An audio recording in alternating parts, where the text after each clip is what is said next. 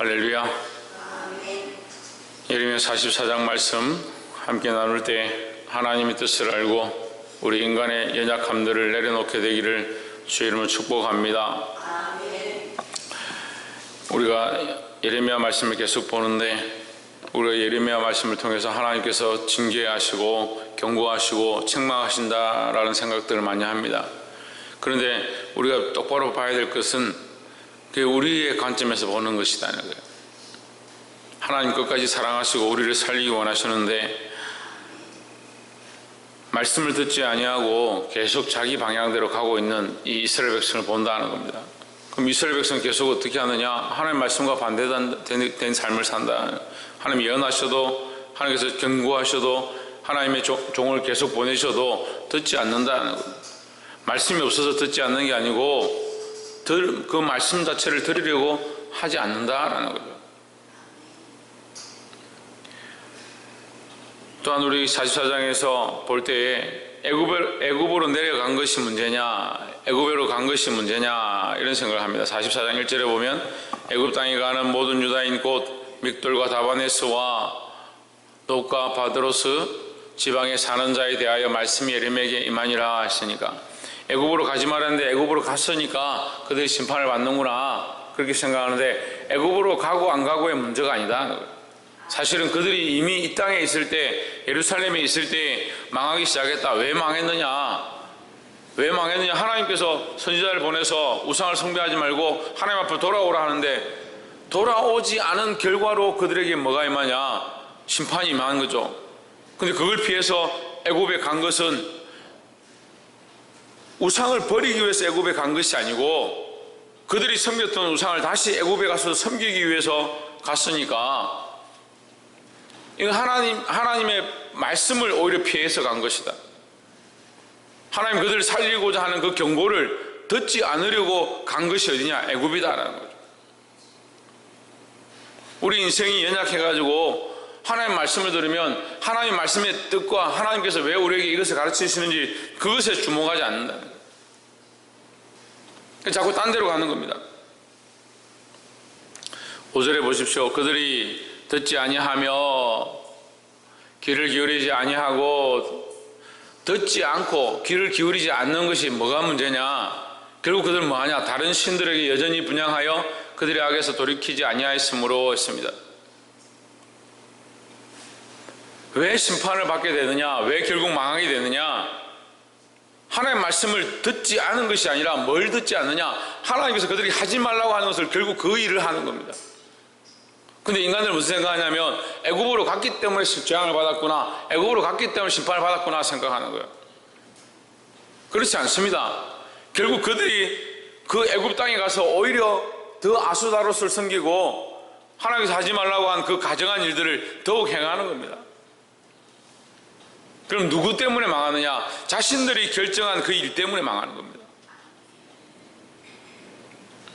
하나님 말씀에 순종하시기를 주의 이름으로 축원합니다. 제가 때로는 볼 때 어린아이 같은 사람, 정말 왜 저런 일을 그대로 말 그대로 하느냐, 어떻게 저렇게 어리석게 하느냐, 그런 사람에게 복을 주시는 것들을 많이 봅니다. 잘 알지도 못하고 무슨 뜻인지도 모르지만 말씀대로 순종하고자 하고 말씀대로 따라가고자 하는 게 오히려 어린아이 같은 믿음이다. 근데 우리가 머리가 달리고 생각이 있다 보니까 말씀대로 순종하지 않고 하나님의 원래 뜻대로 순종하지 않고 자꾸 생각한다는 거예요. 애굽으로 가는 게 무슨 문제냐? 애굽으로 가는 게 문제가 아닙니다. 하지만 애굽에 하나님을 만나려고 하나님과 교제하려고 하나님과 영적 교통을 다시 회복하려고 가는 게 아니라는 거죠. 그러니까 결국 목적이 잘못된 겁니다. 애굽으로 가는 것 자체가 잘못된 게 아니라 그 속에 있는 의미와 이유와 목적이 잘못됐다는 거예요. 우리의 삶이 많이 그렇다는 겁니다. 7절에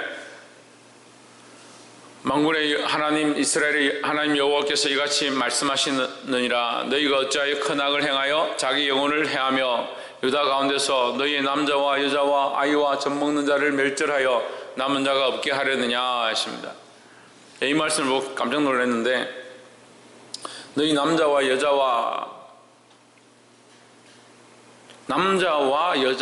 똑같다는 거죠. 너희 남자나 여자나 이 와를 우리가 잘 이해가 안 되면 나를 남자나 여자나 아이나 젖 먹는 자나 이렇게 얘기하는 거예요. 그럼 거꾸로 봅시다. 젖 먹는 자가 남자는 우상을 섬겨서 그렇다 하고 이 본문에도 나오지만 여자들은 우리가 남편들이 모르게 우상을 섬겼냐, 남편이나 우리나 똑같지 않냐 이렇게 얘기하거든요. 그러니까 남자와 여자는 똑같다 칩시다. 남자들도 스스로 우상을 섬겼고 여자들도 남편이 알고 있는데 내가 공공연하게 우상을 섬겼다 그렇게 얘기하는 거예요. 남자나 여자는 똑같이 죄를 지었다 합시다. 아이와 젖 먹는 자는 무슨 잘못이 있습니까? 젖 먹는 자가 스스로 일어나가지고 우상을 섬기러 간 것도 아니고 애굽에 가고 싶어 간 것도 아닌데 남자와 여자가 우상을 섬김으로 말미암아 그 아이와 젖 먹는 자 아무것도 알지 못하는 이들도 함께 뭐한다? 멸절하게 된다는 거예요. 어제도 말씀드렸지만 우리가 믿음을 가지고 하나님 앞에 똑바로 서면요 나만 사는 게 아니라 나로 말미암아 내게 주어진 생명들을 살릴 수 있는데 내 가정에서 내 자녀들을 살리고 내 직장에서 내 동료들을 살리고 내 학교에서 내 친구들을 믿음으로 살릴 수 있는데 우리가 잘못된 길을 선택하면 나만 망하는 것이 아니라 나로 말미암아 살려야 될 수많은 사람들을 함께 망하게 된다는 거예요. 어디에서 벗어나면? 하나님 말씀에서 벗어나면. 그래서 하나님 말씀으로 다시 회복되기를 주의 이름으로 축원합니다. 두 번째로 17절 말씀에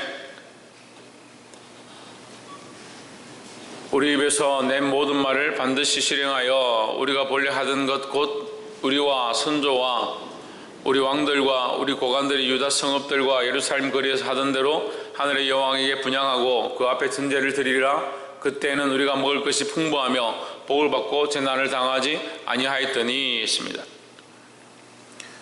자, 어리석은 사람들은 이 하나님께서 왜 이렇게 하는지 알지 못하는 겁니다. 하나님께서 경고하셔서 결국 그것 때문에 심판을 받는데 하나님께서 경고하시기 전에 그들이 먼저 죄를 짓죠. 죄를 짓고 있을 때는 살만하니까 죄를 짓는 겁니다. 그러니까 지금 재앙을 당할 때는 우리가 그때 우상을 섬기고 죄를 범하고 패역한 일들을 해도 그때는 그래도 살만했다는 그렇게 착각하는 거죠. 저는 이런 사람들 굉장히 많이 봤습니다. 예수 믿겠다고 겨우 교회 한번 왔는데 와서 보니까 만만치 않거든요. 믿음대로 사는 게 만만치 않거든요. 교회다니면 11조도 내야 되죠.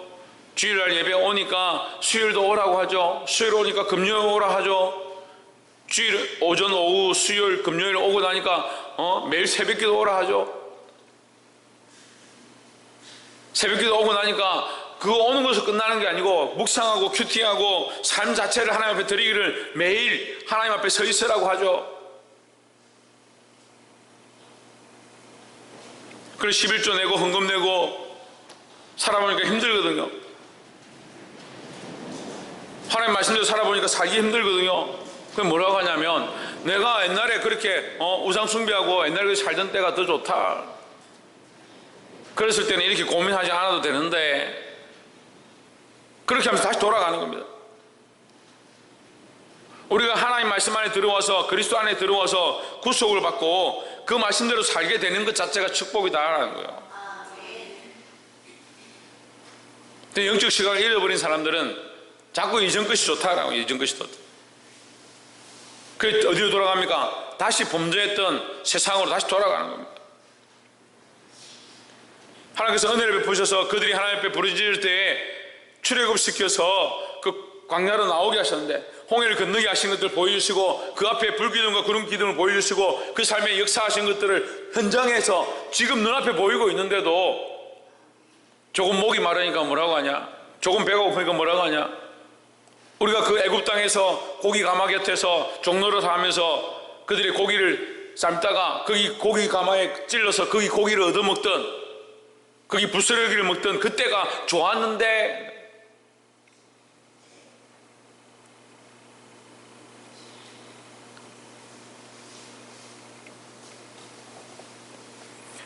때로는 세상에 사는 게 편하고 세상에 하던 일들을 그대로 하는 것들이 우리에게 재밌고 그게 쾌락이 되고 그게 즐거움으로 우리에게 보일 수 있습니다. 하지만 우리가 하나님 모르는 것이 아니고 영원한 구원을 모르는 게 아니고 하나님 나라를 믿고 살아가는데 왜 옛날로 다시 돌아가려고 하냐는 거예요.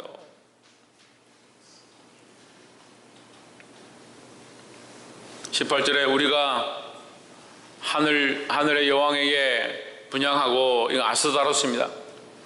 바알을 섬기고 바알의 아내인 아스다로스를 섬기고 이 얘기예요. 그들이 가지고 나온, 그 애굽에서 가지고 나온 그 우상을 다시 또 섬기는 겁니다. 그 앞에 전제를 드리는 것을 패한 후부터는 모든 것이 궁핍하고 칼과 기근의 멸망을 당하였느니라 하며 했습니다. 그러니까 죄를 지어서 하나님 앞에, 우상을 섬겨서 하나님 앞에 심판을 받는데, 지금 심판받는 것이 내가 우상을 제대로 안 섬겨서 심판받는다 착각하는 겁니다. 그러니까 더 죄악의 길로 쫓아가는 거죠. 사람이 위급한 상황이 되면 그 사람의 믿음을 본다고 어렵고 힘든 일이 생기면 더 하나님 앞에 엎드리고 기도해야 되는데, 그런 인간들은 뭐하냐? 어렵고 힘들면 인간적인 일을 도모하는 겁니다. 더 내가 노력해보자, 더 돈을 벌어보자, 더 다른 방법을 동원해보자. 그래서 심지어는 어떻게 하냐? 옛날에 하던 걸 다시 끄집어내가지고, 옛날에 범죄했던 걸 다시 끄집어내는 그런 폐역함을 행한다는 거예요. 우리에게 만약 어려움이 닥치고 고난이 닥치고 환난이 있다면 어떻게 해야 되느냐? 하나님 앞으로 더 가까이 가도록 해야 된다는 거예요. 우리에게 힘든 일이 닥칠수록, 우리에게 고난이 닥칠수록, 어려움이 있을수록 하나님 앞에 엎드려야 된다는 겁니다. 19절에 여인들은 이르되 우리가 하늘의 여왕에 분향하고 그 앞에 전제를 드릴 때 어찌 우리 남편의 허락이 없이 그의 형상과 같은 과자를 만들어 놓고 전제를 드렸느냐 하는지라 하십니다. 앞에서 말씀드린 것처럼 이 여자들이 자기들 혼자 한 게 아니다. 남편도 함께 한 거다. 우리가 회개할 때는요, 내가 죽을 죄인으로 회개해야 되는 거예요. 그렇죠? 내가 죽을 죄인이니까 내가 하나님 앞에 엎드려야 되는 거예요. 근데 인간의 본성의 안에 제일 안 좋은 게 뭐냐면요, 누구 한 사람 꼭 잡고 늘어져야 되는 거예요. 그게 본성이에요, 본성. 교회 안에 무슨 문제가 생기면 집사님 이거 이렇게 하면 안 됩니다. 아유, 목사님이 그렇게 말했잖아요. 아니, 어떤 권사님이 내보고 이렇게 하라던데요. 내가 이렇게 하려고 한 게 아니에요. 한 사람도 자기가 잘못했다고 말하는 사람이 없어요. 이게 우리 안에 폐역하는 본성인데, 그게 폐역하다고 생각하질 않아요. 그게 잘못됐다 생각하질 않아요. 그러니까 뭐가 안 됩니까? 회개가 안 됩니다. 회개가. 하나님 앞에 자기 자신을 내려놓고 그 문제를 놓고 하나님 앞에 회개하고 하나님께 더 가까이 가는 사람이 복받는 사람들이에요. 이 본성이 어디에서 오느냐? 아담에게서 옵니다. 아담이 선악과를 따먹고 누구를 원망합니까? 하와를 원망합니다. 근데 하와를 원망하는 것이 어디에 있느냐? 결국 하나님을 원망하는 겁니다. 원망하는데 습관이 되어 있는 겁니다. 남에게 이유를 대는데 습관이 되어 있는 겁니다. 남에게 핑계를 대고 결국 하나님께 핑계를 대고 자기는 문제가 없다라고 생각하니까 어떻게 해결을 하겠습니까? 그러니까 교회 안에는요, 다 의인들만 앉아 있는 거예요. 그 예수님 뭐라고 합니까? 바리새인들에게 뭐라고 합니까? 내가 의인을 부르러 온 것이 아니다. 죄인을 불러 해결시키러 왔다라고. 그럼 예수님께서 만나러 오신, 부르러 오신 그 죄인이 축복이지, 예수님 만나주시는 그 죄인이 축복이지, 자기가 의롭다고 생각하는 사람들이 축복이 아니다라는 거예요. 우리가 이 문제를 만나고 이 어려움을 당하면 하나님 앞에 먼저 돌아오고 돌이키고 회개할 수 있는 자들이 되기를 주의 이름으로 축복합니다.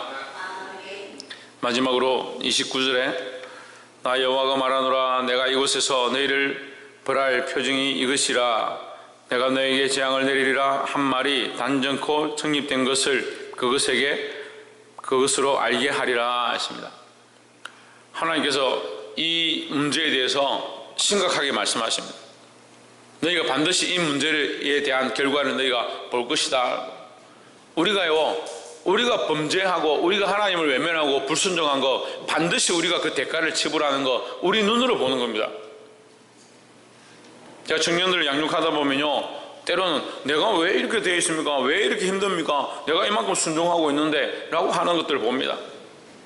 근데 제가 볼 때는요, 불순종한 부분이 있어서, 말씀을 떠난 부분이 있어서 분명히 제가 경고했고 너 그렇게 하면 하나님의 책망받는다 라고 했는데도 또 그렇게 하고 있는 거예요. 그래 놓고 내가 그래도 지금 했는데 왜 이러냐. 지금 이스라엘 백성이 말하는 거 똑같죠. 자기가 열심히 공부하지 않아 놓고 자기가 일찍 놀아놓고 대학 시험 치러 갔는데 시험 결과가 왜 이렇게 나오냐. 내가 그래도 지금 열심히 했지 않느냐. 그런 얘기를 하는 거예요. 제가 속으로 참 어린애 같다. 너 어린애 같으니까 네가 한글 모르는구나. 자기가 한글 모르는 거예요. 근데 그 결과는 누가 먹느냐. 자기가 먹는 겁니다. 자기가 심은 대로 거두는 거예요. 30절에 보라, 내가 유다의 시드기야 왕을 그의 원수 곧 그의 생명을 찾는 바벨론 느부갓네살 왕의 손에 넘긴 것 같이 했습니다. 이 시드기야 왕이 그의 원수된 느부갓네살 왕에게 넘겨져서 눈이 뽑히고 그의 자녀들이 죽임을 당하고 바벨론을 끌려간 이 사실은 분명히 다 알고 있는 사실이라는 거예요. 그와 같이 너희가 보았던 이 재앙이 그들에게 임하는 것을 너희가 본 것 같이 이 말이에요. 너희도 볼 것이다. 뭘 보느냐. 애굽의 바로 호브라 왕을 그의 원수들 곧 그의 생명을 찾는 자들의 손에 넘겨주리라 했습니다. 너희가 의지하고 너희가 피하려고 하고 너희가 우리를 살릴 수 있는 자라고 생각한 그 애굽으로 도망간 그 애굽 땅의 왕 바로 호브라 왕, 그를 내가 멸하리라, 죽일 것이다. 그것을 볼 때 그들이 뭘 하느냐. 하나님 살아계시는구나, 하나님께서 말씀하신 대로 역사하는구나, 너희가 알게 될 것이다. 다시 말씀드리면 뭡니까? 하나님은 결국 허탄하게 헛되게 말씀하는 것이 아니다 하는 거예요. 하나님의 말씀은 반드시 이루어진다라는 겁니다. 하나님의 말씀 반드시 이루어지는 건요, 두려운 말씀이기도 하지만 하나님의 말씀은 반드시 이루어진다는 것은 우리에게 구원의 확신을 가질 수 있는 거예요. 하나님 믿을만 하다는 거죠. 하나님의 말씀을, 하나님의 말씀이 반드시 이루어지니까, 하나님 반드시 구원하시니까 하나님 반드시 그 말씀대로 살아가고 하나님 앞에 순종하는 자에게 축복하시는 것이 되는 겁니다. 이 변함없으신 하나님을 신뢰하기를 주의 이름으로 축복합니다. BC 589년 이 제26조 3대 왕이라는 이 왕이, 바로 호브라 왕이 애굽의 제26조 3대 왕이다. 왜 이것을 말하느냐. 이 호브라 왕이 실제로 존재했고 그가 하나님 말씀대로 죽임을 당했다.